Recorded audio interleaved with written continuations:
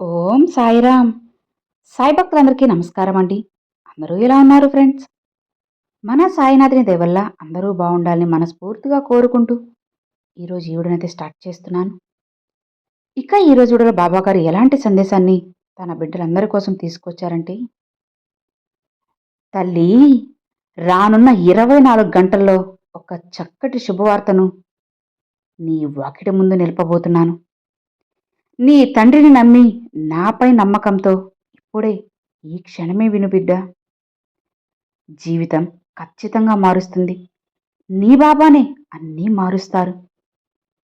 మరి ఆలస్యం చేయకుండా నీ బాబా చెప్పేది ఏంటో వింటావు కదా. ఇది నీ గురించే కదా, నువ్వు సంతోషంగా ఉండాలనే కదా. నమ్మి ఇప్పుడే ఈ క్షణమే ఇది వినుబిడ్డా.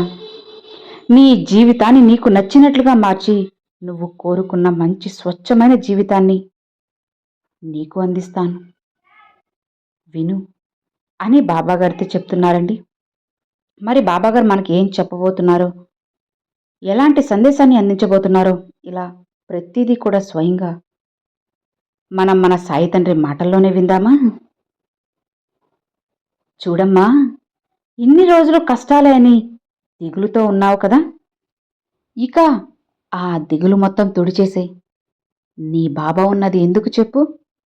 నీ దిగులు, నీ కష్టాలని, కన్నీళ్ళని అన్నిటినీ మాయం చేయడానికే కదా, దూరం చేయడానికే కదా నీ సాయి నీకు తోడు ఉన్నది. మరి అలాంటప్పుడు నీకెందుకు భయం, నీకెందుకు దిగులు చెప్పు. కాస్త మనసు పెట్టి నీ బాబా చెప్పేది వింటే చాలు. సరిగ్గా బిడ్డా, రాగల 24 గంటల్లో నీ వాకిట ముందు నువ్వు ఎదురు చూసే గొప్ప శుభవార్తను అందించబోతున్నాను. అది ఏదైనా కావచ్చమ్మా. నువ్వు కోరుకున్న బంధంలో మార్పు కానివ్వచ్చు, నువ్వు కోరుకున్న ఉద్యోగం కానివ్వచ్చు, లేదా నువ్వు రాసిన పరీక్షల ఫలితాలు కానివ్వచ్చు.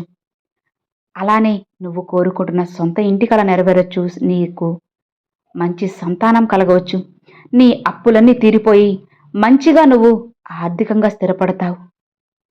అలానే నువ్వు కొంతమందిని డబ్బు అడిగి వచ్చున్నావు కదా, వాళ్ళు తర్వాత చెప్తాంలే అని నీకు చెప్పారు కదా.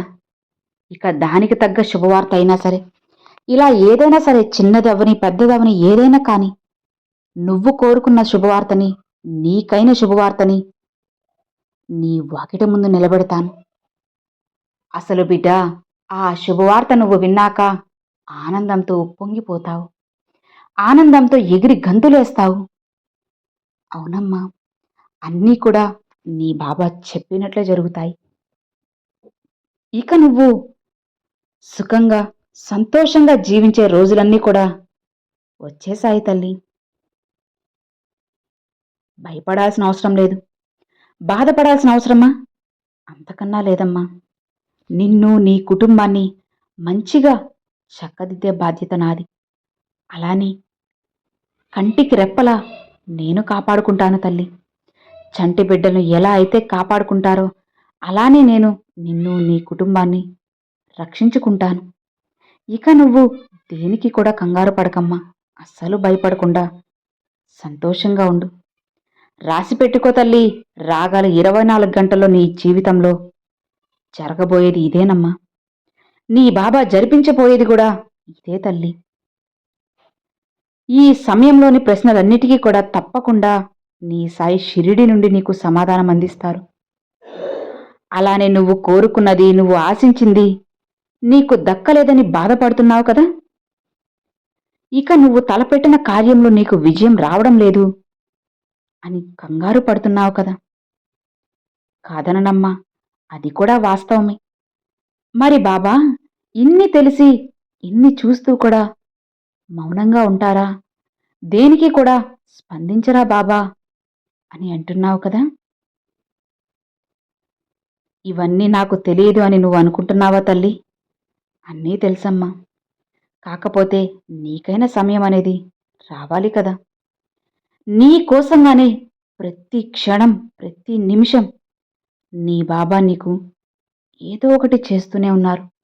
నీ కంటికి కనిపించని కొన్ని పనులని నేను జరిపిస్తున్నానమ్మా.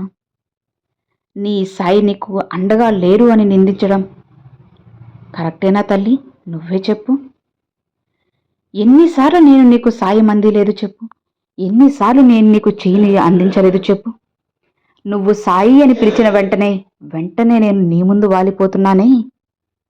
మరి అలాంటిది ఇప్పుడు కాస్త నీ కోరిక తీరడం ఆలస్యం అవగానే తప్పంతా నా బాబాదే అని నన్ను నిందించడం ఎంతవరకు కరెక్ట్ తల్లి? నువ్వే చెప్పు. ఆలోచించమ్మా. నా బిడ్డకు ఏ సమయంలో ఎప్పుడు ఏది అందించాలో ఒక తండ్రిగా నాకు తెలియదంటావా? బిడ్డా, ఒక్కటి చెబుతాను, జాగ్రత్తగా విను.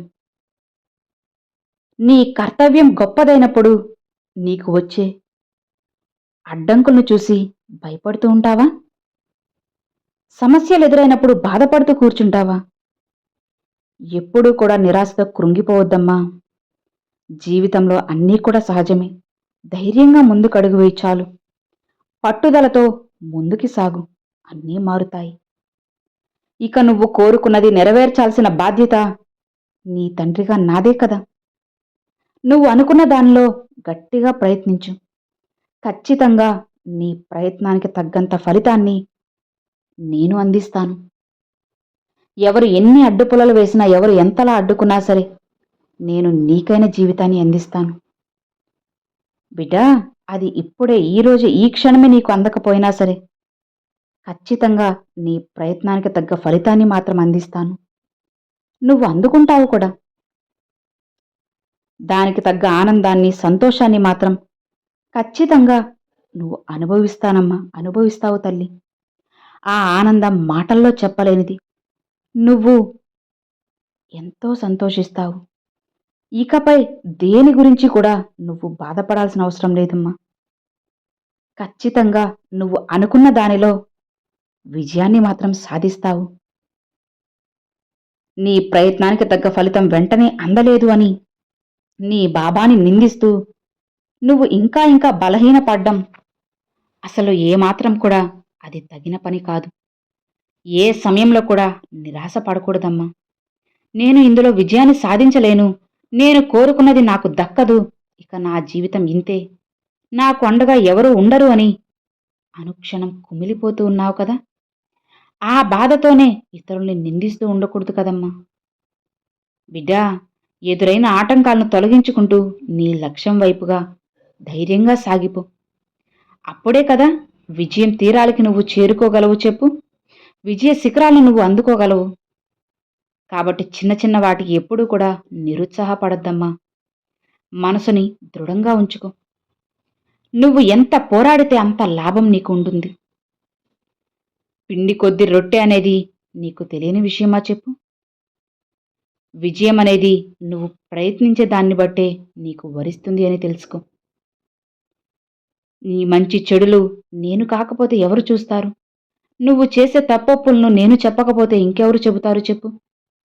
కాబట్టి జీవితంలో ఏమొచ్చినా సరే, ఓటములు ఎన్నో ఎదురైనా సరే, సంతోషంగా ముందుకు వెళ్లాల్సింది. జీవితాన్ని అక్కడితో ఆపేస్తానంటే ఎలా అమ్మా? అన్నీ దాటుకుని వెళ్లాల్సింది. అన్నీ తొక్కుకుంటూ ముందుకు వెళ్లాల్సింది. అప్పుడే కదా జీవితం మారుతుంది. నీ మంచి చెడులు, కష్ట సుఖాలు చూసుకోవడం కోసమే కదా నీ బాబా సాయి అవతారమెత్తింది చెప్పు. నా జన్మ కార్యం కూడా అదేనమ్మా. ఇకపై నువ్వు దేని గురించి ఎక్కువగా ఆలోచించకు. ఏ విషయంలో కూడా నిరుత్సాహపడద్దు తల్లి. దానివల్ల నీకు ఎలాంటి ప్రయోజనము ఉండదు అని నువ్వు గుర్తుపెట్టుకోమ్మా. ఇలా చూడు బిడ్డా, నీకు దక్కాల్సింది ఏదైనా కావచ్చు, అది తగ్గ సమయానికే నీకు చేరుతుంది కదా.